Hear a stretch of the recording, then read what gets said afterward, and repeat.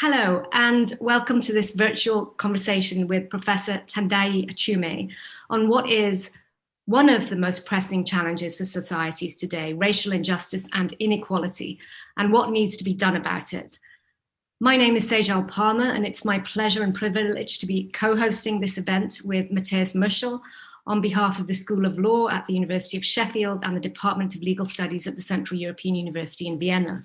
This conversation marks the relaunch of the Human Rights Forum at Sheffield Centre for International and European Law, which is the hub for human rights research, teaching and knowledge exchange at the University of Sheffield.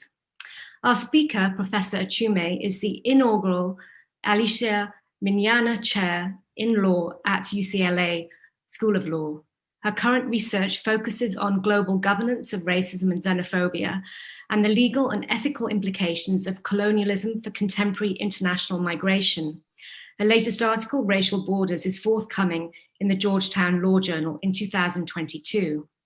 Professor Achiume is also the UN Special Rapporteur on contemporary forms of racism, racial discrimination, and related intolerance, or, more straightforwardly, the key independent expert and voice of the United Nations system on racism, a position she has held since November 2017.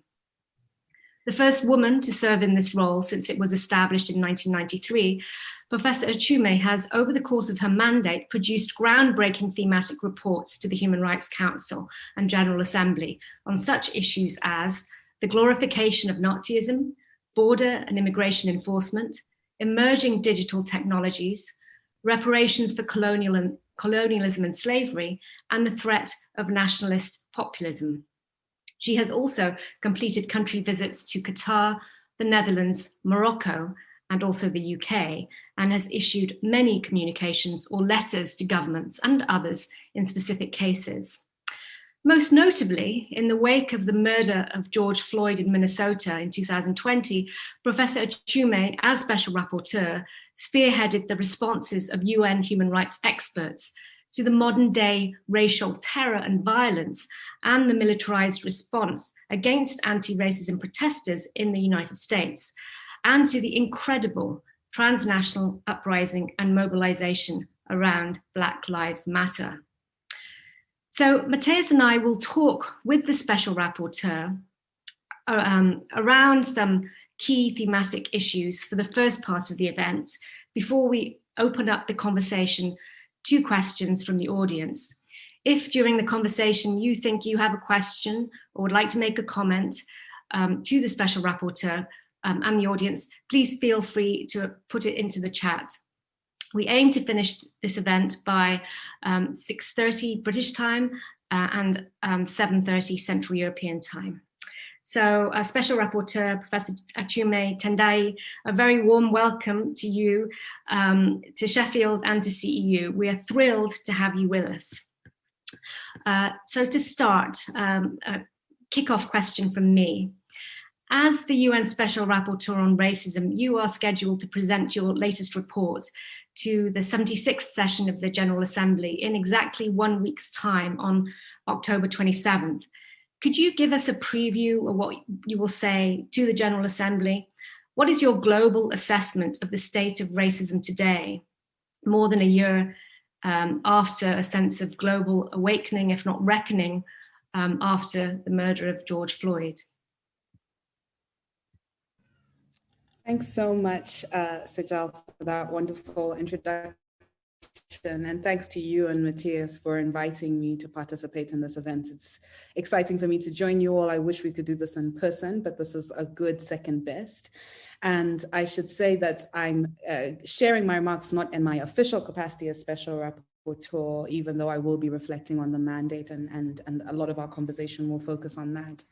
So the question that you asked me, Sejal, in some ways, I think the hardest question is the one that you have put first, which is reflecting on the global status of racism, racial discrimination, xenophobia, and related intolerance. And there's many reasons why that's a difficult question. But I'll tell you a few things that stand out to me, and then I'll also tell you a little bit about the report that I'm presenting to the General Assembly next week.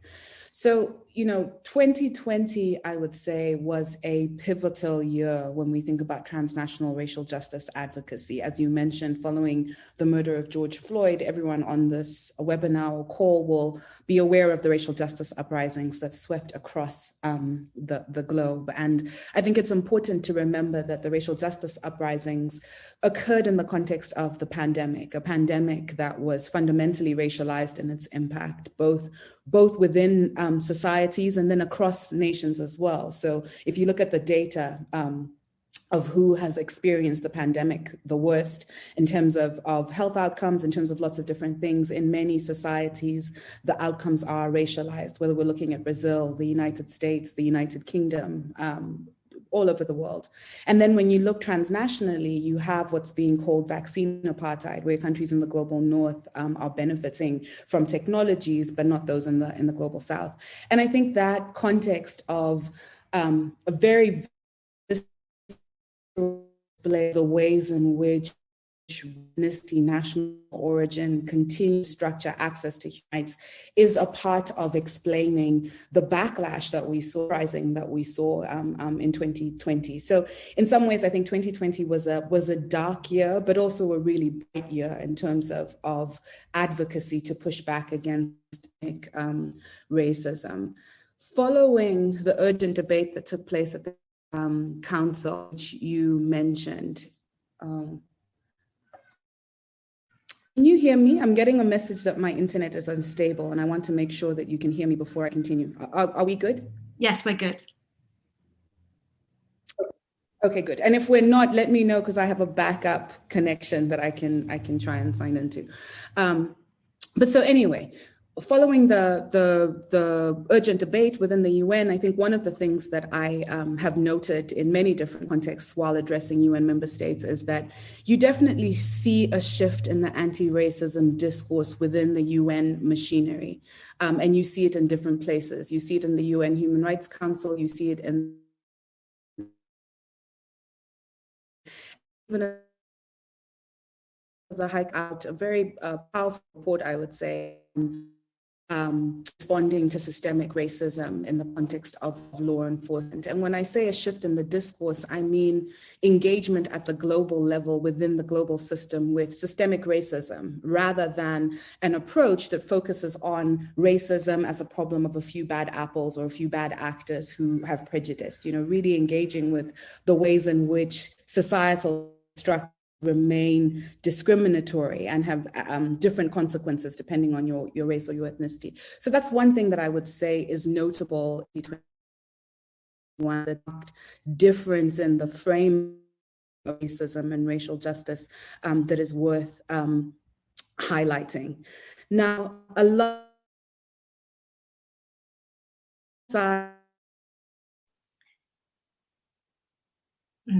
Tendayi, can you hear me? Seeing it in. Tendayi, yes, I can. Can you hear me? Sorry to interrupt you. You are breaking up a bit. So if it were possible just to transition to another connection, that would be great.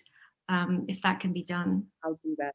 Smoothly, yes. Yeah, let me try that. Sorry, everyone. Give me a moment. Let me try that. Thank you.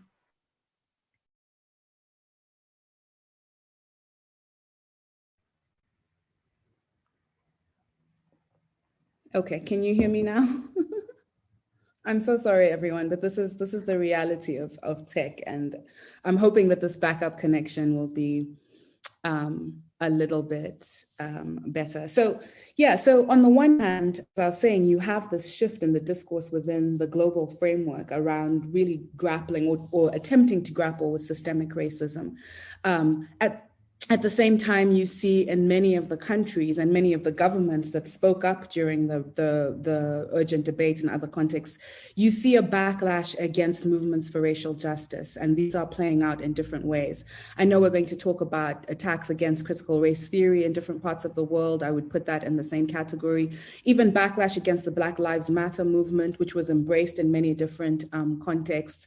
And I think what you see is out of one side of their mouths, UN member states willing to speak in new terms about systemic racism, but then equivocating when it comes to really making the kinds of changes that I think would bring about structural change. My report to the General Assembly is going to be on the Durban Declaration and Program of Action. And this year is the 20th anniversary of the DDPA. For those of you who are on this call who don't know what the Durban Declaration and Program of Action is, I strongly encourage you to take a look at it, because it's one of the most powerful anti-racism, anti-xenophobia instruments we have in the human rights system. And I noticed that Corinne Lennox is on this webinar, and she's written powerfully about the DDPA.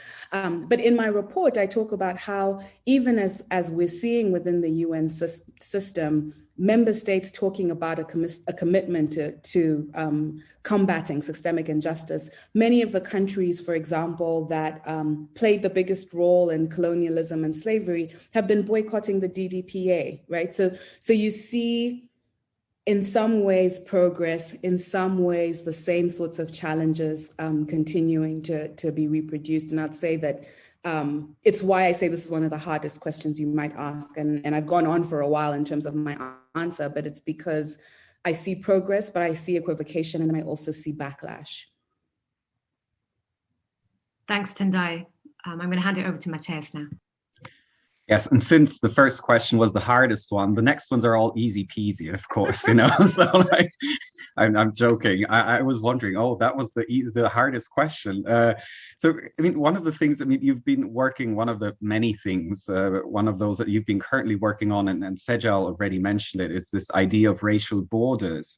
So in which you demonstrate the racial roots, and I'll try to make it very short because it's a very dense, so the racial roots of borders from various angles. And so our students, and here I'm talking about the CU students, but it might be the case as well for Sheffield students, you know, especially those who are third country nationals from an EU perspective, meaning non-EU nationals who tend to be disproportionately non-white, are witnessing such borders firsthand. So do you have any tips or thoughts for them, for us, you know, all on how to mitigate or even eliminate some of these problems?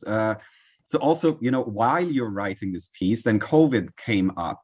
And so in some ways, did it exacerbate or maybe ironically even alleviate certain things? Because at some point borders shut down for everyone. So it was like, you know, getting rid of certain things. So again, it was just to get a sense of your thoughts on these issues. Okay, so maybe I was wrong about hardest questions coming first, though I do think this one's an easier one than the first one. So in racial borders, this is an academic paper that I'm working on, where, as you say, one of the things I'm trying to unpack is the ways in which racial subordination continues to be achieved through border and migration governance. And there's a long history of this, right? The history of immigration control in much of the world is the history of an attempt to exclude on a racialized basis. But what the paper is trying to do is say, you know, we have that history and we have a contemporary period that continues to result in racialized exclusion, racialized inclusion, and subordination through facially neutral categories that nonetheless have the same effect. You know, this is the intuition that is mobilized in racial borders. And even in my work as special rapporteur, I've tried to pay attention. So Sejal, you mentioned a report that I did on emerging digital technologies, which basically made the case for how within the human rights framework, we have a lot of work on the right to privacy and other human rights when it comes to tech, but we need to be thinking more deeply about racial discrimination when it comes to emerging digital technologies. I followed that up with a report on border technologies and the ways in which they're producing racialized forms of exclusion as well. So I say this just to mark the fact that when we're thinking about the human rights framework and when we're thinking about racial justice in general, I don't think there's sufficient engagement with frames like migration, where you see racialized exclusion taking place in the discourse of national sovereignty, in the discourse of this is just about nationalities, without really confronting the racialized operation of borders. So in terms of tips that I have, I actually don't know that I have any tips. And part of what's motivated me in racial borders and even in the mandate is just trying to push back against the framing of borders as racially neutral, right? As operating in this way that constrains mobility or permits mobility in ways that are only about class or only about nationality, or kind of siloed ways of thinking about the way that borders operate. When in actual fact, we all know that the exclusion and inclusion of borders is intersectional. Yes, it's about class. Yes, it's about gender. Yes, it's about nationality. It's also about race. It's also about national origin. And I think rather than provide a tip, one thing I would like to say is, I think there is a collective project that I hope you all will join me in, which is to denaturalize the sensibilities that we have about borders and the way that they operate. And I think the COVID pandemic has actually, in some ways, illustrated some of the intuitions that are driving racial borders. So on the one hand, as you mentioned, Mathias, there's a way in which the pandemic immobilized the privileged, right? And when we think about moving across borders, there's some people who don't have to worry about visas. And so they just pick up their passport, they go. Some people don't even have to pick up passports. If you, I guess in some parts of the world, like the EU, you just move across borders, right? But for many, mobility is something that's really fraught. You can't even think about going somewhere, even if you have the money, because of the various regulations that are in place. But with the pandemic, what we saw was the mobilization of the privileged. And I think that was important in some ways, but it was supported by the enforced mobility of the underprivileged, right? So for all of us who could stay at home, do our jobs from Zoom, order groceries, do whatever it was that got us through the pandemic, there are many people who were working, many of them racialized communities, many of them migrants, right? Immigrant communities. And you saw different countries creating exemptions that required agricultural workers or factory workers to move across borders in very risky conditions while the privileged were immobilized, right? And that kind of difference, which is a racialized difference, and not only racialized, but one that has to be marked as racial, I think speaks to, again, the sense that we think of borders as neutral in certain ways, but there is a variability in terms of the way that they operate. I was stunned, and I don't know why I was stunned, because this sort of a thing happens all of the time, but I was stunned to realize the ways that certain European countries were reopening their borders, right? So I mentioned vaccine apartheid, and I talked about how, as you all know, some parts of the world have access to vaccines and others do not. And that's going to shape who can move, and that's going to reinforce racialized forms of mobility. That's one thing. But there were European nations that were, and I actually am not sure if these restrictions have been lifted, that were making distinctions between vaccines that were produced outside of the EU versus those that were produced within the EU, right? So India was producing the AstraZeneca vaccine, for example, using the exact same parameters that European countries were using, but then access to these European countries was being restricted to people who had gotten the AstraZeneca vaccine as it was produced in the UK. Now, you might say this is about national origin, and you might say this is about nationality. It's not about race, and it's not about the kinds of issues that my mandate has focused on. But the way that national origin and nationality have worked, the way they've come to function, is that the parts of the world that are excluded, say from the global north, from the EU, are parts of the world that were racialized as non-white, and whose impoverishment very much was rooted in their racialization as non-white. And here I'm referring to what colonialism did. So the very neat overlap between racial identity, racial categories, and nations and borders means that when we see those kinds of restrictions being imposed by countries that continue to benefit from extraction from these parts of the world, absolutely it raises racial concern. So when it comes to borders, unfortunately, I see a very difficult to penetrate front of racialization. And the final thing I'll say is, for your students at CEU who are non-white and who travel through borders, especially the borders of Europe, I'm sure that there is a lot that is intuitive about what I'm describing. You're treated differently when you move through borders, depending on your race, depending on your gender, depending on your sexual orientation. I could talk about this forever, but I'll stop here and allow you to, to ask other questions. No, thanks a lot. And as we said, there will be hopefully time that for questions from the audience after that. So just hold on and wait a little, because we have others. So one thing, and we already mentioned, Black Lives Matter, and And so we witnessed how it started out in the US. Sort of in person to this already mentioned also murder of George Floyd.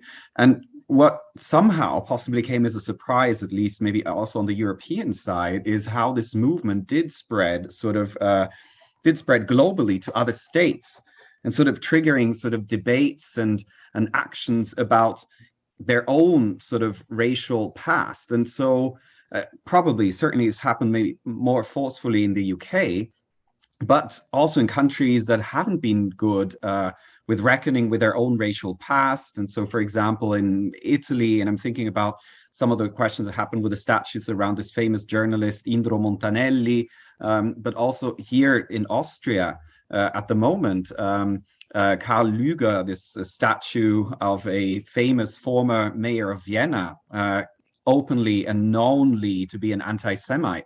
And how that came all together in a way that probably surprised, again, in a certain way. So from your perspective, both as a critical race scholar and but also as a UN special rapporteur, so what are the main lessons we learned from, or that we're learning, keep learning from Black Lives Matters, both positive or negative? Is there anything that you would think about in these terms from? So I think the one that I'm most excited to talk about is actually a positive, which is that solidarity is possible. You know, you can mobilize solidarity across countries and across groups and across, you know, just across so many different barriers of people that are experiencing subordination in ways that are very different from each other, right? What the way that racial subordination operates in Vienna and the way that it operates in Los Angeles versus the way that it operates in Johannesburg. Yes, there are many similarities, but there's also ways in which they pull apart. Same thing with ethnic discrimination. You know, the experience of being Palestinian versus the experience of being a Black person in the US. There's so many ways in which subordination pulls apart. But what you saw last year through the Black Lives Matter movement is that solidarity is possible across groups who experience subordination and who experience it differently. And then even more than that, solidarity is possible even with the groups that benefit from systems that are racially discriminatory. And one of the things that was most powerful about the images of the Black Lives Matter protests across the world was that the people who were marching were not only Black or brown or whatever the case might be. You know, there were large numbers of white people who were mobilized to come out onto the street and say, look, systemic racism is a fundamental problem. And that to me remains a thing that I'm holding on to even when it feels the hardest and the darkest to be doing all of that work. It's you can see that there is a way in which solidarity is possible across peoples, across nations, and then also across thematic issues. I would say that the Black Lives Matter movement now has, I think, put issues like racial justice more on the forefront of, say, climate justice than was previously the case from 2020. So all of these ways of thinking about solidarity, I think, are really, really exciting.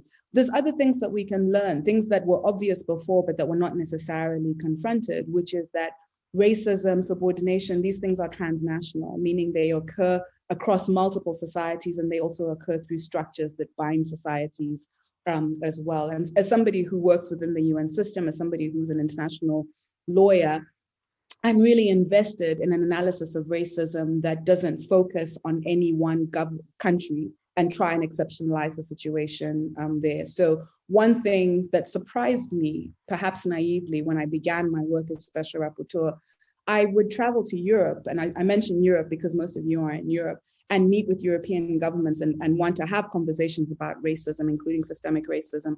And I would often get the feedback that there was no racism in Europe, or if there was racism, it was a marginal problem, and it wasn't, and I quote, like the United States, right? So I found that really fascinating, that there was a deep sense of denialism around this problem. And you can read some of my thematic reports. I wrote about this when I was in the Netherlands. I wrote about this in even the United Kingdom, you know, many of places where I think, how can you deny this? Have you been outside lately? But I think there's something about the racial justice uprisings that have meant that that kind of denialism is just less tenable. right? Even though you are still going to have individuals who try and engage in it. So that, I think, is also something that came out, a lesson that came out of the racial justice uprisings.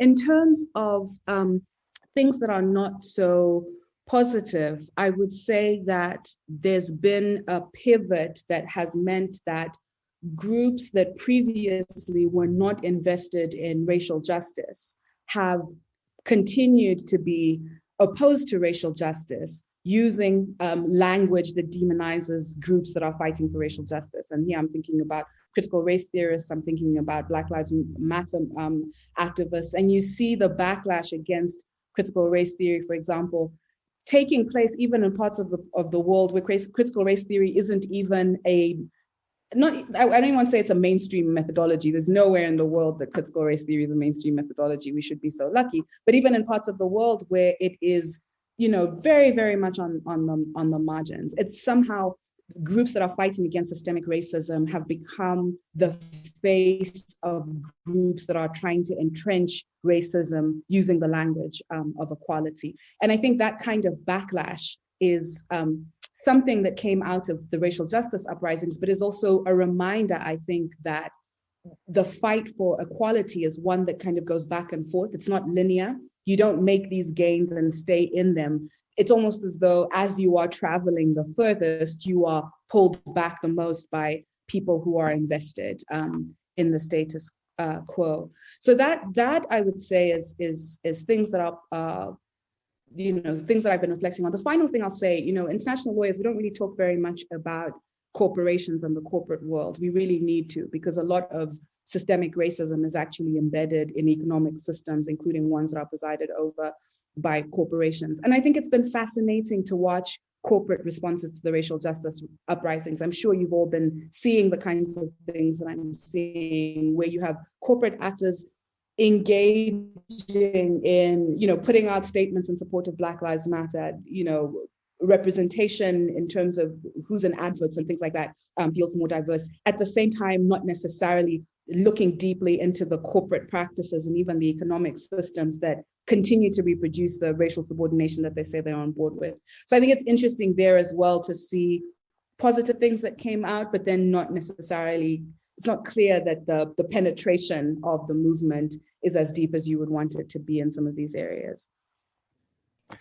Thank you. Thanks so much. And then, Emmanuel, I see your hand is up. We'll get to at the end. Promise you'll have the first question then. So we'll just go through the spiel at the moment. Just very briefly, and it links nicely what you just said, Tendayi, with the next thought or question that I had. I mean, you mentioned, you're a critical race scholar and the backlash, which in some ways, ironically, almost is in certain places a front lash. It's sort of a preventive before things might go down this line.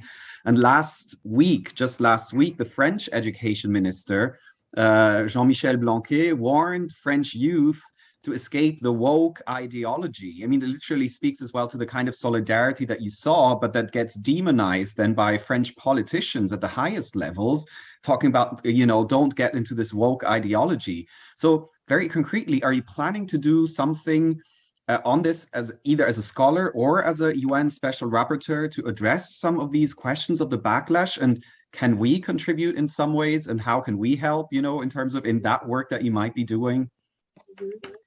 Yeah, so I'm thinking about this question at least two levels. One level is, what is the work when we think about racial justice advocacy? What is the work when we're committed to equality? And there's a way in which, to me, that has not changed. Even in the present context, whether as a scholar or even in my mandate, I'm committed to really engaging with the systems and the structures that preserve racial subordination in our world, and thinking, amongst other things, about the role that law plays in reinforcing that subordination, not just in terms of liberation as well. And then also thinking about what it might mean to reimagine our societies in ways that are more equal.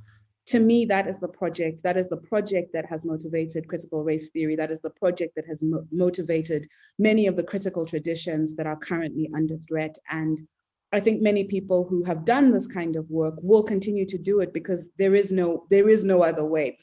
This is the work. And so when you say what can people do, I think educating themselves and understanding that is and always has been the work is something that will take place. You know, my UN reports, I want to highlight two of them that I think are in this vein. I did a report on natural resource extractivism a few years ago that really explained the ways in which colonial structures and their organization of the economic system continue to shape the way that natural resource extraction takes place, who benefits and who loses. And the analysis in that report was implicitly a third world approaches to international law and a critical race theory analysis, even though they weren't necessarily branded as such. But it was a powerful analysis that was missing from the system. I published a report that was on reparations for racial discrimination rooted in slavery and colonialism. I think of that also as coming out of critical traditions, I might add, that seek to bring the perspective of subordinated groups into debates around the meaning of human rights, right? It's not as though this is just a problem or an issue of a few elite scholars or a few elite special rapporteurs. I think many of the people who do work within these critical traditions are trying to think about the way that racially subordinated groups are excluded from weighing in on the meaning of law. So this is a way of responding that just says, I'm going to keep doing what I've been doing all along because it remains really, really urgent.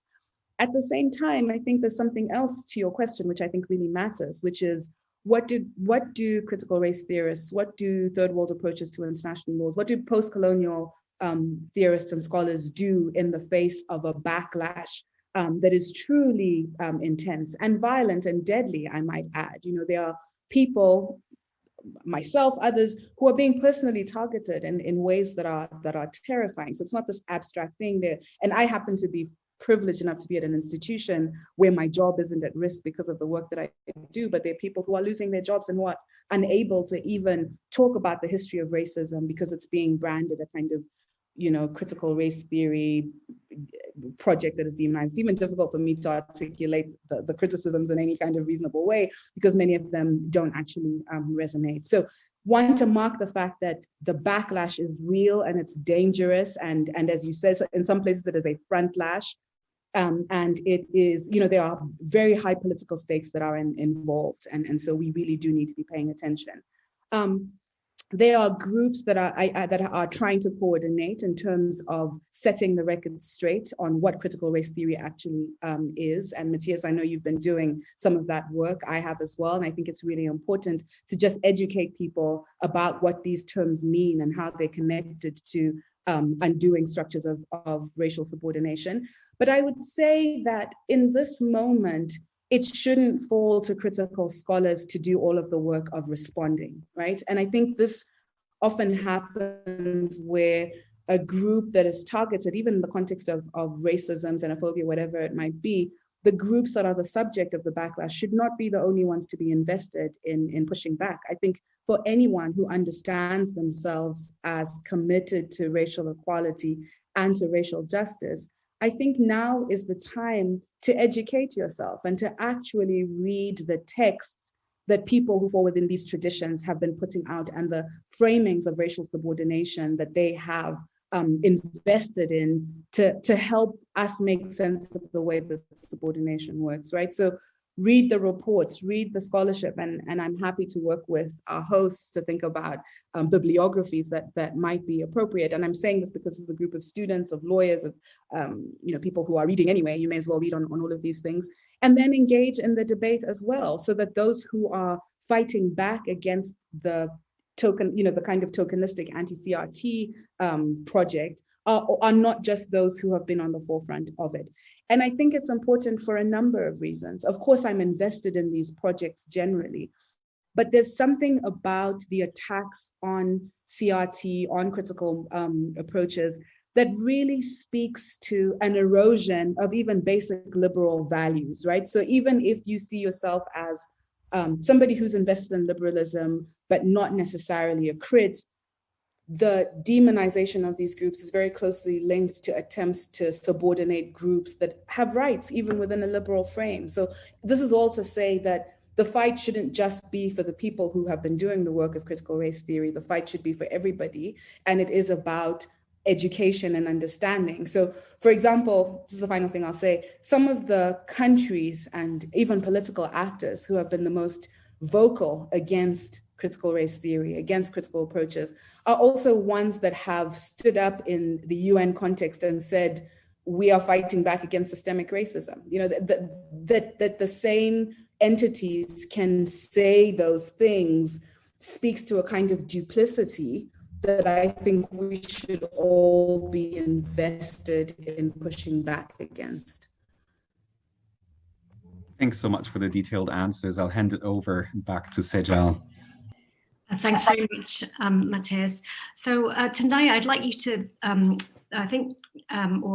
discuss more your views about the role of tech companies, particularly social media, in advancing online and real-world racism and ethnic violence. So there has been a huge deluge of exposés and condemnations of such private actors in relation to the dissemination of hate speech and also extremist content and disinformation on their platforms. And those works have included those of your colleague, Safia Umoja-Noble, amongst others. And in recent days, Facebook whistleblowers, notably Frances Haugen at the US Congress and Sophie Zhang before the UK Parliament, have both further and concretely exposed how Facebook is putting profit before people. They've said how Facebook knows that its engagement-based ranking is dangerous and it amplifies hate speech and has incited ethnic violence, including in Ethiopia, or rather the algorithms weighting has led to the incitement of ethnic violence in situations like in Ethiopia. Do you believe Facebook cares about online hate speech? Do other technology companies care? Are they genuinely interested in addressing online hate speech in your experience, given your reports and engagement with them, and also your situation in California being closer to them? Or will they always and necessarily be constrained by their business models, which depend on the monetization of hate speech, extremist content and disinformation, as many, including Shoshana Zuboff and Roger McNamee and many others have argued? Yeah, okay, so I have many thoughts about this topic. And I have to say, you know, so doing anti-racism work it's pretty depressing. You know, sometimes you have experiences that are really uplifting when you meet, you know, groups that are doing powerful work under the most terrible situations. But for the most part, the things that I'm exposed to in my mandate are deeply unpleasant. And I have to say that I didn't expect working on tech, you know, and thinking about racial equality and racial discrimination in the tech context to be as so thoroughly depressing and disturbing and completely disorienting. The problems in the tech space are really, really, really profound, especially from an equality perspective. And when you ask, do the tech companies care? You know, some might say, oh no, they don't care at all. And I think that's not the right response. I think they care, but they care in ways that are a part of the problem. I think they care about their brands and they care about packaging their brands in ways that continue to reinforce the bottom line. And part of that, I think, involves taking steps that are supposed to communicate and attempt to respond to the problem, but don't actually respond to the problem at the most basic level. So, you know, Facebook has its oversight board. When we're thinking about the kinds of measures and steps that the tech companies are taking, none of these to me really get at the fundamentals of the ways in which these companies are reordering society in ways that reinforce and exacerbate inequality and subordination, right? So when I started doing the work of Special Rapporteur, I was often invited to events where people wanted to discuss standards of content moderation. It's not that I don't think content moderation is an important thing, But I'm worried that questions around equality and non-discrimination get stuck at the level of how do we content moderate, rather than how do we accurately conceptualize the nature of the problem that we are confronted with when we have these tech companies. The tech companies, in my mind, are super sovereign. They are more, they wield more world-making power than even nation states, right? Facebook can have implications for what's taking place in Ethiopia, what's taking place in Myanmar, who's living, who's dying. And the people in those parts of the world, there's no accountability, right? There's no way in which they get to have a say about what Facebook is, who it is, what it does. And so I think the real challenge is to engage in, especially in the international law context where we focus on states as the real kind of power holders and world makers, to really take a step back and try and make sense of the ways that the tech companies have transformed human and social relations in very profound ways that are reinforcing racial subordination, racial exclusion, and profiting from that, right? So the economic models, I think, are really powerful. Take a step back from and think about what it would take to reconfigure all of those things. Now, you know, people often say to me, aren't there positive sides to tech? And, you know, when we think about even the racial justice uprisings of 2020, a lot of the transnational solidarity that I spoke about was made possible by people communicating off of these platforms, right? So I don't want to seem naive about the ways in which the technology permits of forms of solidarity and anti-racist action that's really important. Instead, the point I'm trying to make is that even those positive aspects do not come close to getting at the pathologies that are baked into the way that the current system is structured. Now, does this mean from here on out we're absolutely doomed? To me, that's less a question about tech than it is about society, right? And this is one of the points that I try and make in my Race and Tech report. The future of what tech does, I think, is more a question of the kinds of ways of understanding justice and injustice that societies get themselves behind. You know, what kind of economic systems are they willing to support? That, to me, is where we're going to determine whether or not the tech ends up being good or bad. And so part of the work, I think, is reframing conversations around race and tech to really think about those bigger questions. Thanks so much. I'm sure, well, I've got a whole bunch of questions around race, hate speech, freedom of expression and tech, but I'm just going to leave those aside because I have a couple more areas that I'd like to cover. And one of them is your role as a special rapporteur, and I'd like to probe you on that position. So UN human rights experts face many challenges. They're unpaid, they're not always invited or welcome into states. And when they are and report on the situations there, as you have, they often face pushback and criticism, and often on the basis of the code of conduct, whether it's in the plenary in room 20 at the Palais des Nations or elsewhere, you know, including through writing. And that's been the case often for the most vocal and strongest from a civil society perspective, special procedures mandate holders historically. So I have a couple of questions in this regard. So what obstacles and hurdles have you faced in your role as a special rapporteur? And you know, we'd love to hear about some of your experiences in the UK, which I believe was your first country visit back in 2018. And relatedly, as a challenge which has been given a spotlight more recently through a lively debate on Ejal Talk around the sources of funding and the implications for the independence and effectiveness of UN experts. What is your response to the claim advanced by a particular organisation, the European Centre for Law and Justice, which is that the special procedures system has been captured by certain interest groups, particularly foundations, including OSF and the Ford Foundation? What is your response to that particular critique? Yeah, okay, so I'll say a few things about the job, and then I'll say something about that critique. And you know, I think when I often say this, when I took this role on, I was a little bit naive about the things that would be challenging. You know, that they are the resource constraints, which are extreme. People think that we are paid to do this work, and they think that we have a massive staff that helps us with it. It's an unpaid and under-resourced position, an understaffed position. But some of those things, I think I went into the position kind of knowing that that would be the nature of the beast. With my particular mandate, the thing that I didn't anticipate, there's a number of things I didn't anticipate. So one, I didn't anticipate that the biggest challenges I would face was denialism about the existence of racial discrimination or racism or xenophobia or any of these things. I went in thinking, you know, I'll be having sophisticated conversations with states about how we design institutions that actually respond to these problems.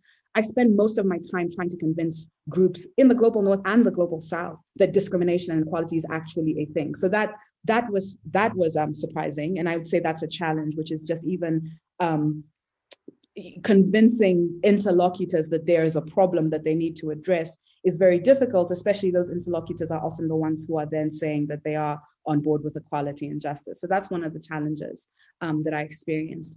Another challenge I experienced that I hadn't anticipated is that when you think about the UN human rights system, there's definitely countries and groups that understand themselves as the human rights promoting countries. And then, you know, there's this divide between the violators and the defenders of human rights. And typically, global north countries are considered to be the ones that are the violators. Global north countries are the ones that are fighting for the system and creating commissions of inquiry that go into different parts of the global south and really address, you know, that whole narrative, which is strong also among UN officials. So within the bureaucracy of the UN, there is a way of mapping the world that unofficially identifies who the defenders of human rights are and who the opposers are. And it's the liberal democratic countries of the West that are kind of, quote unquote, unofficially relied upon to be the defenders of the system. With the racism mandate, that is entirely flipped. The countries that are most supportive of human rights within the anti-racism frame are the global South countries, and the greatest resistance I face is consistently from global North countries, you know, and that is a fascinating thing to navigate within the system. And then you also find this, I think, reproduced in terms of the advocacy universe. So special rapporteurs, we're only as strong as our capacity to connect with states, with civil society organizations, with people who are experiencing human rights violations because of how under-resourced we are. And there's a way in which the human rights canon has neglected racism, racial discrimination, and xenophobia, meaning that sophisticated human rights analysis that is recognized within the UN system, that's recognized within textbooks, has really neglected issues to do with racism, you know, and this is a distinction that I'm making between the official canon and the unofficial canon. When I'm doing consultations in Colombia, for example, with Afro-Colombians, and they are explaining to me using a human rights frame, the nature of the subordination they're experiencing, it is a very sophisticated account of what human rights might mean. That account is typically left out of human rights textbooks, for example, or general ways in which advocacy is done in the human rights space. This is all to say one of the challenges that I have faced is that the ways in which racism, racial discrimination, and xenophobia have been developed normatively within the human rights framework, I think there's been a neglect that ties to things that we can talk about, but I'll pause there. And then to come to the question that you put to me about the capture of UN special procedures. So I find this to be a really fascinating way of understanding the problems of the system, because there's something about a frame of capture that presupposes a pre-existing universe where you had these special procedures mandate holders who were objectively and in an unconstrained, quote unquote, neutral way going about their business in the human rights system. And then come these foundations that now capture them by giving them money, and this is the nature of the problem. I find that fascinating for a number of reasons, primarily because it entirely mischaracterizes what the baseline is, right? if you think about the way that special procedures mandate holders are appointed, they're appointed by UN member states in a process that is deeply political. So we might think about what capture means even just at that level. The position is characterized as a part-time position that is unpaid, right? And the work of it is of a full-time job. So now think about who can take on an additional full-time job without pay to even apply for this position. That already narrows the field to a very elite and privileged group of people. And I count myself among them, right? I'm an academic who has an academic institution and all of these things that mean that I can manage my time in a way that makes this possible. There are gendered dimensions to the way that this work plays itself out as well. There's no parental leave for special rapporteurs, for example. You can think about the gendered implications of all of that. I can think about the different layers. So for a number of reasons, and then when you come into the job, there is no allocated money that comes along with it, right? Where are people getting the money to do the work that they do? So I could keep going on and on and on, but the framing of intervention to me is disingenuous for masking the true nature of the problem, which is that special procedures is designed in a way that makes it really, really difficult from the jump for there to be people in the positions who are kind of taking an approach to human rights that we might say most accurately reflects the lived experience of human rights across the world, whatever that might mean. You know, let's say you believe that there's such a thing, which it's not clear to me that there is. So I find it unfortunate that we're spilling so much ink and spending so much time thinking about capture by the foundations. I'm not saying that the foundations are innocent or that we shouldn't scrutinize the ways in which foundations give money. And actually, we're required to disclose who we get money from. And I'll tell you now, I have money from the Ford Foundation, for example. I can also tell you now that I'm highly critical of many things that the Ford Foundation has done.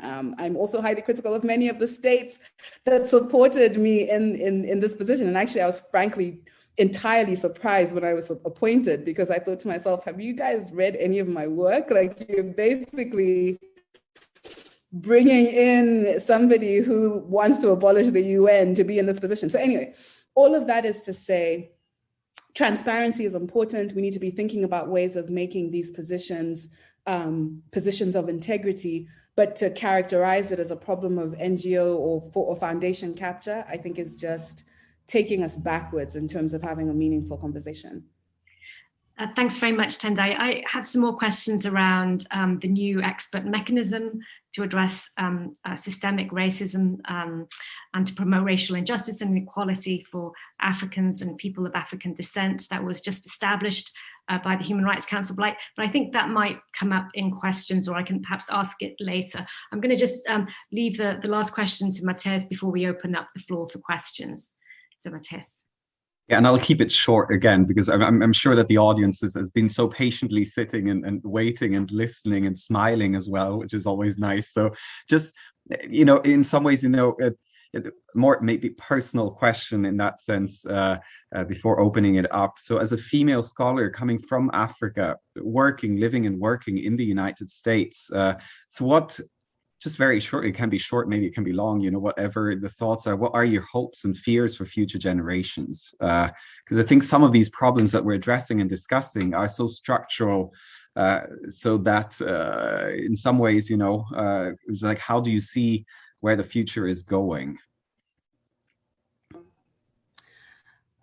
You know, and maybe the last question is the hardest question. This is always a difficult question, because I want to end on a hopeful note, but I have to say that even being in this position has reinforced something that I've often thought, which is that the nature of oppression, you know, I focus on racial and xenophobic and ethnic oppression in my mandate, but you can think about oppression, of course, as intersectional and operating in lots of different ways.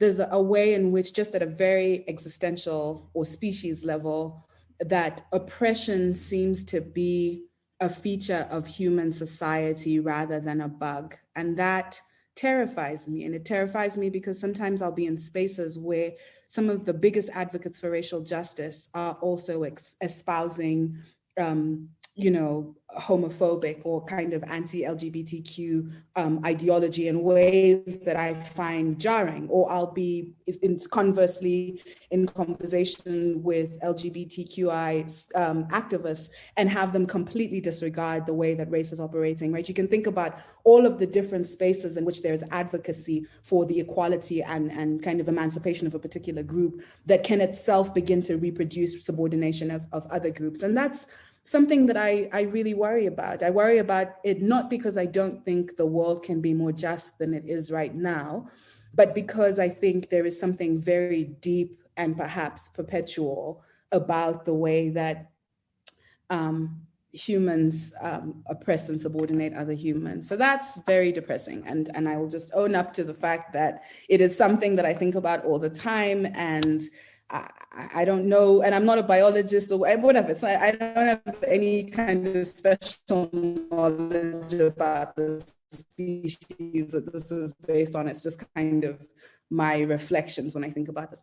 On the other hand, I often think, given the body that I'm in, given the life that I'm living, when I think about previous eras, I can't say there's a period when I would say, oh, take me back to that time, because my lived experiences would be more just than they are in this particular moment, given who I am. And that to me speaks to changes that are meaningful, and one of the things that excites me or that makes me have hope is having some humility about the ways of knowing and understanding the world that younger generations are bringing to the table. So in a lot of my work, one of the things that I've been trying to grapple with, including within the UN context, is understanding the ways in which framing, the way that we understand and name the world that we're in actually distributes power. That insight, I think, is a very hopeful one, because it means that to the extent that you have other ways of knowing and being in the world, it can guide the way to emancipation. So even while I'm pretty pessimistic about oppression being some kind of constant, even though it's redistributed among different groups at different times, I do also think there's different ways of being humans and being in this world that I'm hopeful will result in different kind of futures. So that's all really abstract, but I can't even pretend that that's just not where my thoughts are when you ask me that question. No, thanks so much. Thanks a lot for being so patient as well. And also thanks to Emmanuel, who's kept the hand up for all this time. So very briefly, we'll open at this point, we'll open the floor for the questions for the audience. And so at least as far as I know, we will be able to call on people, please, as well, for the audience, if you want to use the chat. I've seen there's a comment in there. So Emmanuel is actually, I know for some people that we might be calling it, we know them, but of course I don't necessarily know our Sheffield colleagues and friends. Emmanuel is a doctoral student in our international business law program. So, please, Emmanuel, the floor is yours. And if we can just ask whether you can try to, as opposed to what Sejal and I did, making the questions long, if you can try to keep them concise so that we have more questions coming for our established, esteemed guest. Emmanuel, please. Thank you, Professor Möschel, and thank you, Sejal, and thank you, Tendayi, for this session. I think it's been very informative. One thing I'd like to ask, what are your views on two issues? Firstly is with regards to the Black Lives Matter movement, do you think it was a one-hit wonder? And now we found ourselves in a position where, despite the protest all around the world and the awareness it brought, police killing or police brutality towards ethnic minorities in America hasn't changed. In some states, in fact, it has increased, while it has in few other states gone down and stayed stable in other states. And much of the movement was basically surrounded around the George Floyd issue, despite the fact it has addressed some issues. But does it, from your perspective, remain a one-hit wonder? And then basically the issue of racial injustice or discrimination still continues as if nothing actually did happen? And then secondly, with the issue of xenophobia, obviously, you're aware of the one that happened in South Africa with regards to the South African and the Nigerians and other Black communities. Is it sending the wrong message across the other side, i.e. to the global North, saying well, if these individuals are able to perpetrate violence amongst themselves without any regards to what is the situation, without any regard for themselves, does it give or send the wrong signal to say, well, we can do it as well? Thanks, Emmanuel. Those are both really good questions. And I have a number of thoughts on them. I'm going to try and not talk forever so that I can also respond to other questions, but both I think are really important to grapple with. So on the question of whether Black Lives Matter was a one-hit wonder, I have two thoughts about this. One is that the Black Lives Matter movement and its antecedents, right? So advocacy that has been pushing for addressing systemic racism generally, but especially in law enforcement, has been around for a very long time prior to the racial justice uprisings of 2020. I happen to be based in LA, and some of the work that I do there is with local community-based organizations that are part of the Black Lives Matter movement, but that have been pushing for anti-racist change within the jail system in LA, which is the biggest in the world. The LA County jail system is bigger than some national jail systems. They've been pushing for changes for many, many, many years. And so I would say, even though the visibility that the movement got last year, and even the emergence of the hashtag prior, I think are only the tip of the iceberg for the kind of mobilization that made possible what we saw last year. And tied to that, I think so too will be the kinds of developments that we can associate with the movement. So I think you're right to say that, you know, having Black Lives Matter go global, quote unquote, last year has definitely not resulted in systemic equality going global or something, right? That hasn't been the way that's worked, even in the context of law enforcement.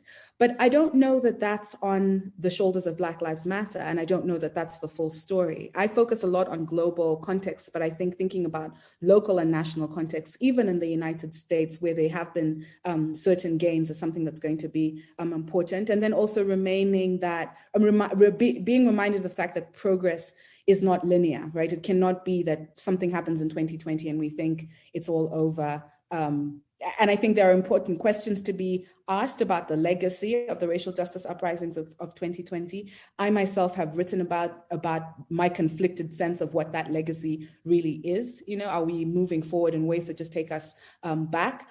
But all of this is to say, I think your question is an important one. It's one that requires deep engagement, but also requires nuance in terms of how we understand the decades that have come before 2020 and all of the tendrils, I think, that will be connected to the racial justice uprisings, even if they're not labeled as such.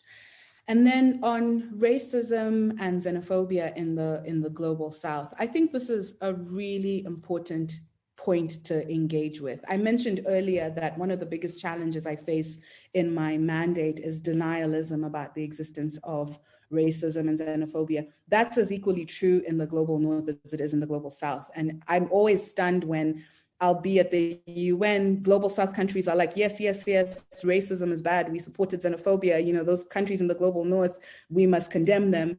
And then I attempt to get country visits to global South countries and they're pushing back and they're saying, there's no racism here.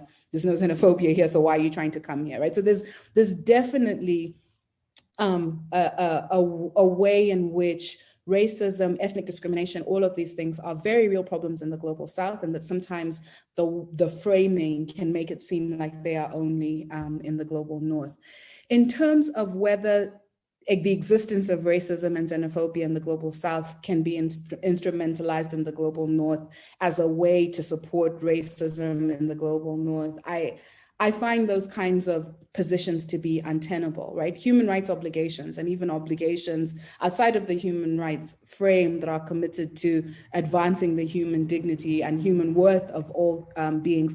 It's not a kind of, well, they're doing this, so we get to do that sort of approach to the problem. I think all violators need to be confronting their violations and changing their behavior. And I think coming out of your question, though, is the very real urgency of ensuring that conversations around racism, ethnic discrimination, all of these things don't only focus on the situation in the global north, because even in the global south, these issues are really live. I've tried to focus on this in my thematic reports, and I feel like the best sense I have that I'm having some impact is that the backlash that I'm getting from states when I present my reports include states from the global south that are denying the racism and xenophobia that I'm pointing out in their countries. But I think it's important work that requires attention. Great. So I'm going to now turn to the raised hands first and ask Luisa Pereira, who is a colleague and esteemed international lawyer and a member of SKIL at Sheffield, to ask her question. So Luisa, please. Hi, thanks, Sejal. So my question, and I just have to say, I'm really, really enjoying the talk, and it's wonderful that we get to have you, Tendayi, here to speak to us. But my work is on the international legal profession, broadly speaking. So I really relish on being able to actually ask someone who is an active member of, the practitioner area on your ideas on how to write these reports that obviously are the output of the work of special rapporteurs at the UN and things like that. And what I was thinking about, and this might sound a bit convoluted, is that there might be many ways of writing these reports, but when we read them, I think that as external people, as scholars looking at them, we see some reports that are quite operational and that take kind of a more pragmatic approach to the problem. And I think one example to me that jumps at me is the kind of business and human rights ruggy kind of style report. So a very kind of, this is what we can do with what we have. And then on the other hand, we have more structural reports that are concerned with the inequalities and the perpetuation of inequalities of the international system itself, and kind of using these reports to question those things more deeply. And then I think about the kind of food security Philip Alston report. And I was just wondering if you could talk a little bit more about the role of the individual rapporteur in that kind of setting and making these decisions on what kind of structure of report, what kind of approach one would take with regards to the report, and what your approach might be in this particular case. Yeah. Thanks. Thanks. Yeah. So, your comment reflects a deep familiarity with the reports that come out of special procedures, which I find I'm always excited to hear that, because one of my concerns is that no one reads our reports, and if I'm being really honest, before I was in the rapporteurship, I didn't devote endless amounts of time to reading special rapporteur reports, which is a problem, right? And we could also talk about that. Who are we writing for? What are these reports? Where do these reports go? Who reads them, and so on? But you're right to highlight that there's a range of approaches to producing these reports. And that's because special rapporteurs have very wide latitude in terms of how it is they produce these reports. And some of that latitude maybe is kind of a little bit constrained by the support that they have. We have staff in Geneva who support our mandates, and they are professionalized in a very specific system, meaning that their approach to the way that we write reports is going to be one way, and it may differ from the approach that the special rapporteur has. But then the diversity of approaches that you see in the reports, I think, reflects the nature of the people who are the mandate holders. So just in terms of how we grapple with that, this comes back to how we're appointed, who can be in this role, and the ways in which ways of even framing these reports is going to be cabined by that initial question. And I could tell you about, which approaches I think are better or worse. We could have that conversation maybe offline, but I think it's probably better for me to explain the approach that I have taken. I think that for every person who holds a mandate, you have to think about what your strategic advantage is. What can you contribute to the UN human rights system? And for my mandate, the anti-racism mandate, coming in and given the resources that I have at my disposal in terms of my expertise, the things that I know well and feel comfortable and expert in, I was really invested in elevating the official human rights canon as it addresses issues to do with racism, xenophobia, and related intolerance. And by elevating, I don't mean, here I am, the sophisticated person who's going to come in with all of these good ideas that weren't in the system before, but rather, is there a way in which I can produce thematic reports that reflect really powerful knowledge about the meaning of anti-racism, anti-xenophobia standards that are kind of deployed outside of the mainstream, but need to be more central to the way we make sense of the project of equality and non-discrimination. And so the way that this then manifests in many of my reports is that I rarely put out a technical report.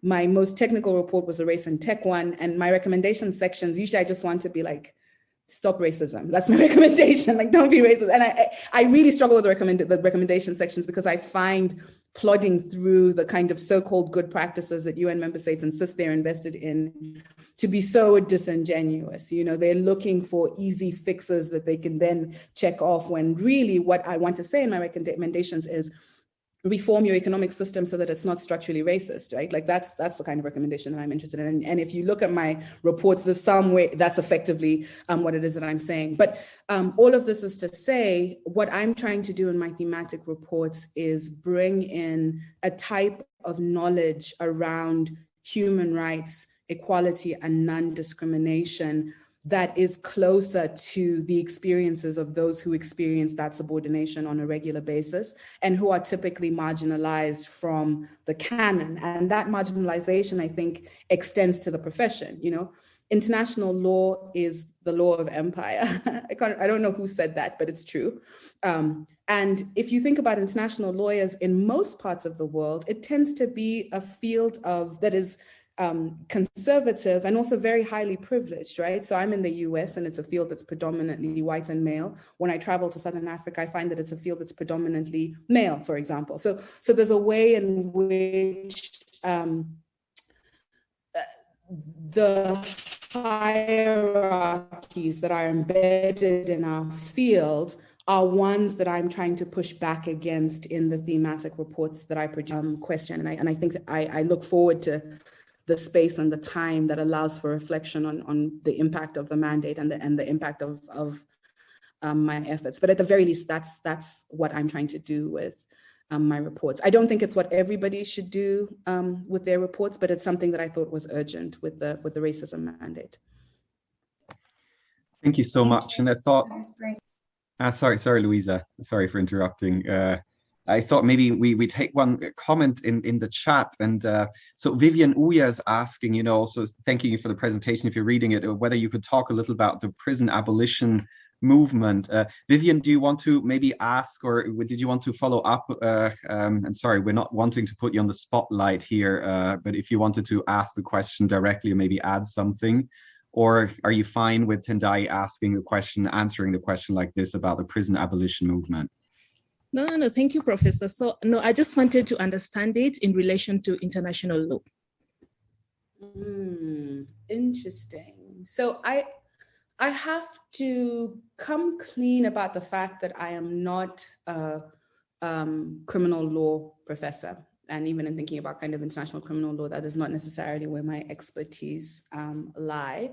But having said that, in my thematic reports and also in my engagements with civil society organizations and in country visits, prison conditions and how they relate to equality and non-discrimination is definitely something that I focus on. The aspects of the prison abolition movement that are the most live to me and the ones that I am the most invested in are the ones that are committed to remaking the ways in which we respond to what is labeled as crime in most societies. I mentioned earlier that I do human rights work in Los Angeles, for example, where the prison abolition movement is really vibrant, where the groups there have been invested in an abolition project that is about remaking the societies in the neighborhood that they live in ways that basically minimize to elimination the current ways of incarcerating and punishing people, and reinvesting in community mental health, reinvesting in other ways and other institutions that respond to the kinds of problems that are currently labeled criminal. So I've often thought that it might be productive to have a thematic report that was tied to prisons, because when you look at the ways that different countries in the world incarcerate, it's profoundly racialized and ethnicized. This is true in the US, it is true in Europe, it's true everywhere. And it's true even in parts of the global South as well, where you see that ethnicity, national origin in many ways are predictors of the ways that people are incarcerated. So very surface thoughts on my part, but can say that part of the racial justice uprisings, I think, were really exciting. Part of that was really exciting was having groups that have thought in really sophisticated way about prison abolition, being given a platform to make the case for that abolition, including through things like the defund movement. Okay, thanks, Tendayi. Let's turn now to Denitsa Marincheva. Denitsa, we noted that you also had your hand raised earlier. Do you want to read out your question or say what you'd like to ask? You put quite a neat but long. Yeah. Okay, thank you. I just didn't know if there was going to be time to share, but yeah, I apologize if my question is too narrow regarding your home mandate. But first of all, thank you for the presentation. And I've been thinking a lot lately of how very positive slogans of right movements have been taken by all of these kind of hate speech movements, like far-right movements or conspiracy theories movements that are very against as compared to the pro ones.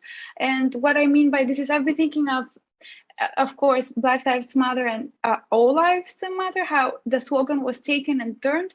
But right now I'm also thinking about My Body, My Choice, where it was, or it is still is, a movement about women's rights and abortion and perhaps even body positivity, and is now turning to My Body, My Choice. I'm not going to get the vaccine. So it's very anti-interference and leads to a tremendous loss of people's lives in some countries, like mine in Bulgaria, where vaccination levels are very low.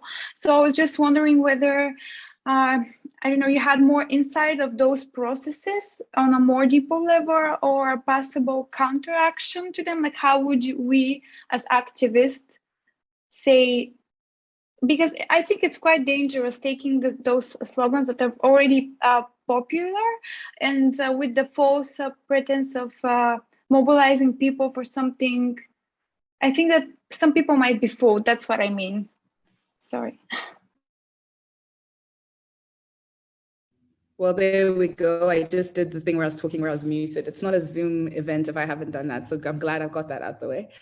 I was going to say, don't apologize. Your question is, it's coherent, and I get what you're saying. I think it's a very complicated and difficult issue that you're raising. But definitely I hear what you're saying.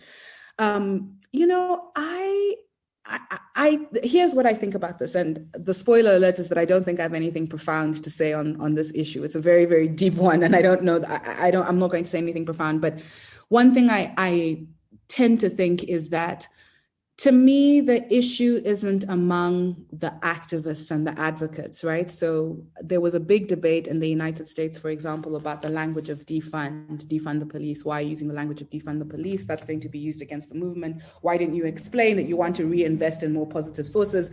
Basically, a debate came up about the way that language was being used. And similarly, kind of the Black Lives Matter and then the All Lives Matter, and kind of why are you using the term Black Lives? Shouldn't we say all lives? There's ways in which the slogans or the mobilization statements that are used can get a life of their own, and the discourse gets flooded with engagement at that level.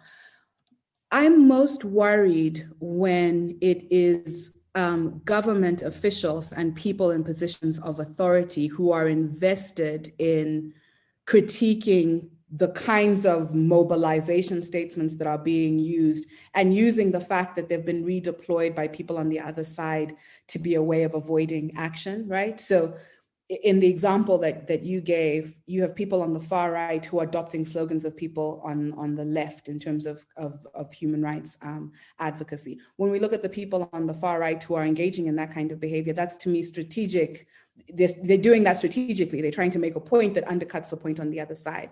And if you're somebody who is on the left of that kind of debate, you see through that. If you're in the middle, right, if you're a government official or in some kind of policy position, it's that group who I think needs to not get invested in policing and micromanaging the language of advocacy in lieu of actually dealing with the underlying issues.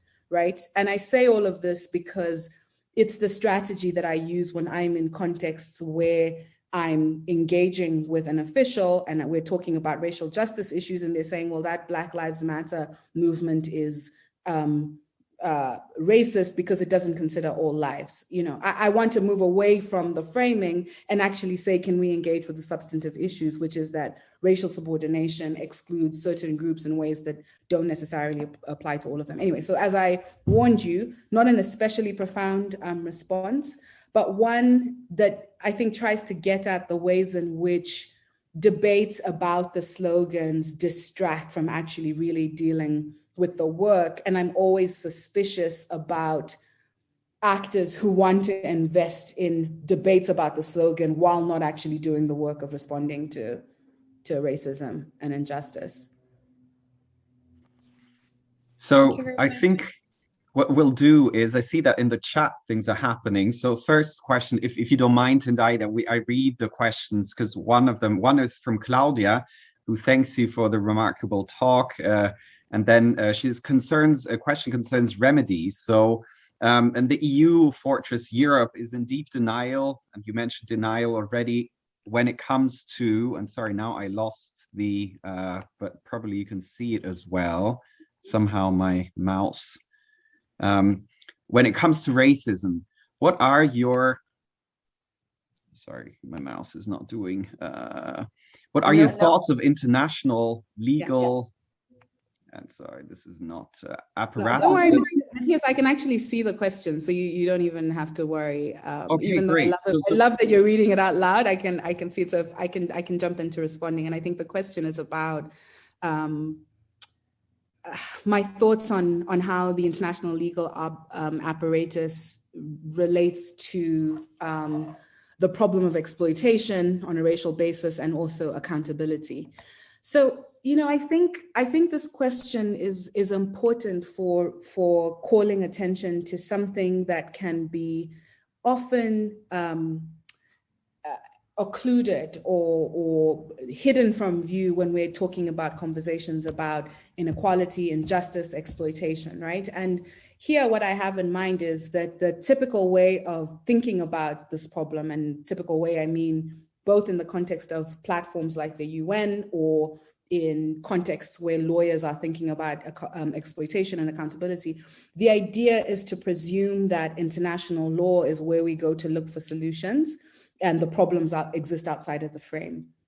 And I think your question, very rightly so, is prompting me to reflect on the fact that the frame itself, international law, is complicit in the exploitation and in the accountability gaps in a way that means that the problem isn't just finding the right laws that will undercut the exploitation or finding the right laws that will result in accountability, but the problem is much deeper. It's understanding the ways in which the frame is constructed to permit the most dramatic and kind of terrifying forms of exploitation and kind of extraction. And you can think about corporate actors in this context. You know, you're talking about extraction and extractivism.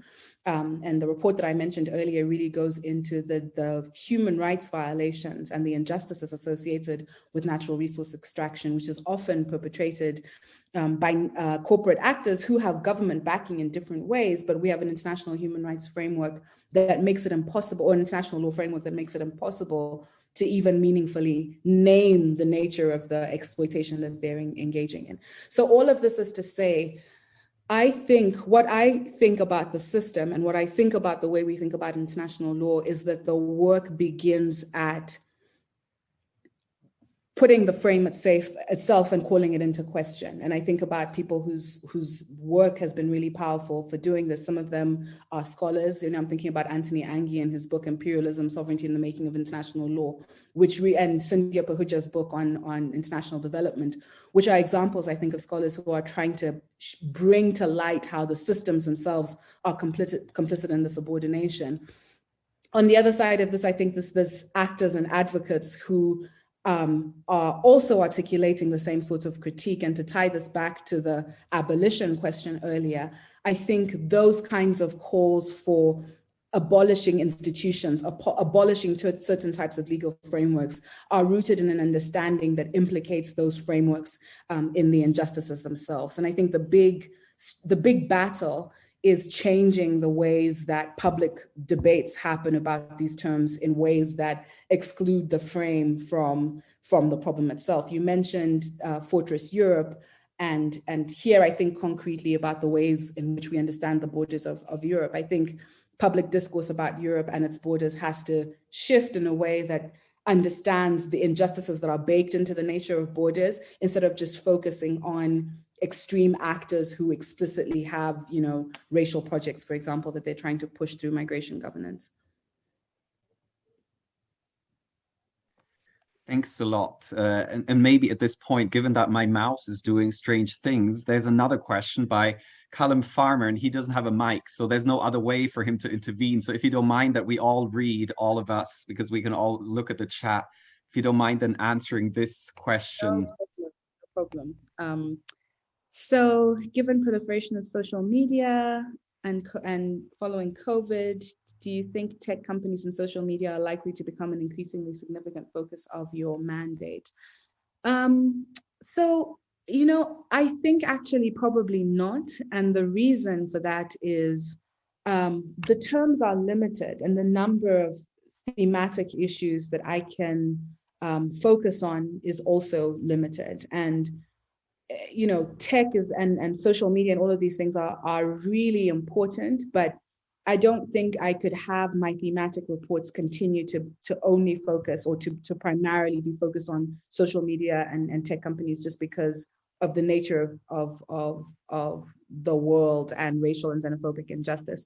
That said, I now suspect that any thematic report I do or any country visit I do will have to include an analysis of the ways in which tech companies and social media companies are implicated in whatever the issue might be. So for example, I'm thinking about a thematic report potentially on COVID-19, and that report won't focus on social media and tech, but there's no way of talking about the issues of inequality and discrimination and injustice without bringing in that analysis. So I think that will be a way of, it will be a consideration in just about anything that I do, but in terms of specific focus, I think after the 2 reports that I've done, I won't have one that's specifically devoted to that. I think, at least that's how I'm thinking about it right now.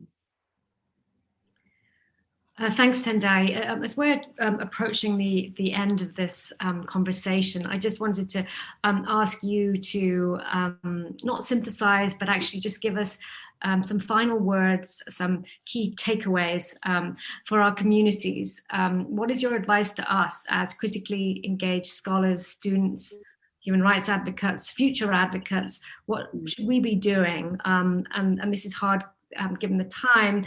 There are other questions that I know we flagged with you about addressing racism in academia generally. And I know you said earlier that you have no tips as such, and have already talked about the problem of denialism being less tenable given the reckoning of 2020, and also the importance of solidarity. But for us, in very sort of concrete and practical ways, what do you think we should be doing to address racism? So I think, and because again, this is a talk through an academic institution, so I think this advice is more targeted towards students, faculty, and then also international lawyers. But I think there's a general version of this that would apply to other people as well. And also, I think this is connected to the very first question that we got from Emmanuel, which is about whether thinking about the one-hit wonder phenomenon. I think that one of the results of the racial justice uprisings last year is genuinely an attempt in many parts of the world where the human rights frame is used to think about stronger engagement with racial justice and equality considerations. And I would like to think that even in many publics, that's something that has come to the fore. And I think the thing that I would beg you all to do is to sustain that work and to really be invested in long-term projects of building knowledge and building resistance, building knowledge around racial injustice and building resistance to racial justice, and to think about that as an intellectual, an academic, a personal, and a professional imperative, right? Not everyone has to be a scholar of race, but I can promise you that for any topic anyone is working on in this group, and I challenge anyone to name a topic that doesn't at some level implicate inequality and injustice on a racial, ethnic, or some other basis, right? You think about the ways in which the work that you do can bring attention to those issues, even if you don't reorient your research agenda to that. You're a student, you're in a university. We haven't talked about inequality and injustice in universities. Think about your curriculum. Think about what you're being taught. Think about who's teaching you. Think about if you're a student who is a racial, ethnic, or other minority, it's one thing. You're probably thinking about these things anyway. If you're not, think about the experiences of those who are, and think about ways in which your positions of privilege can make you well positioned to undo the structures that you're embedded in. So I think that would be the ask, is think about the ways in which you as an individual, both at the level of the intellectual, the professional, and the personal, can live a commitment to equality in the big ways and in the small ways, so that this isn't just a flash in the pan kind of conversation. Thank you so much for those comments, so rich and thoughtful and inspiring. I'm going to now hand it over to Mathias for final wrap-up. Well, I mean, the final wrap-up is essentially thanking, first of all, our wonderful, wonderful speaker and guest. We've been privileged with having you with us tonight, and promised, in some ways, one day it will be live somewhere. We'll still have to figure out when we will actually also physically finally meet in person. But as well, I'd like to thank my wonderful co-host, Sejal. It's been a privilege and honor to be sharing this floor with you, and of course our audience. Thanks a lot for being here, for listening. And again, I think we have our hands full, on doing and putting in action some of the things that we've been hearing about and listening about, and we all have a role to play in this. And last but not least, I'd also like to thank our institutions, Sheffield and CEU, and the staff that have been helping us in putting this event together.